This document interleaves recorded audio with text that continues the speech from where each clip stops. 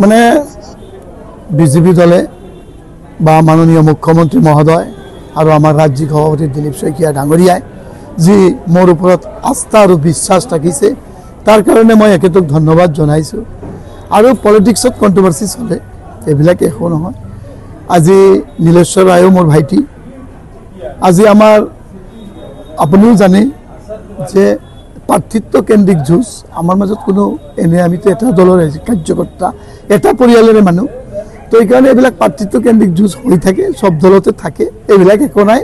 দলে যাক ভাল বা দলে যাক মানে জিকিব পৰা অৱস্থাত দলে বিশ্বাস ৰাখিছে।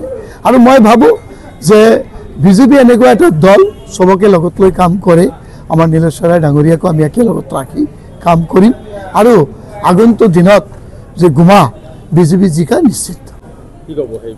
এইটো কৰ্মীৰ মাজত এটা উৎসাহ থাকে আৰু কৰ্মীয়ে ইমান দিন যেনেকুৱা বিজেপিয়ে চব সমষ্টিত খেলা নাই, তো গুমাবাসী ৰাইজেও এটা মানে আতংকিত হৈ আছিল যে গুমাত বিজেপি খেলে নে নেখেলে। কিন্তু যেতিয়া টিকেটটো ডিক্লিয়াৰ হৈছে ইহঁতৰ মনত উৎসাহ আৰু আনন্দ, আৰু কালিৰ পৰাই ইহঁতে জিকিবৰ কাৰণে দিন ৰাতি জিকিবৰ কাৰণে লাগি গৈছে। মই ভাবোঁ গুমাত মানে একদম পিছপৰা সমষ্টি, গুমা মানে গুমাই আৰু ইয়াত কাম কৰিবলগীয়া বহুত আছে।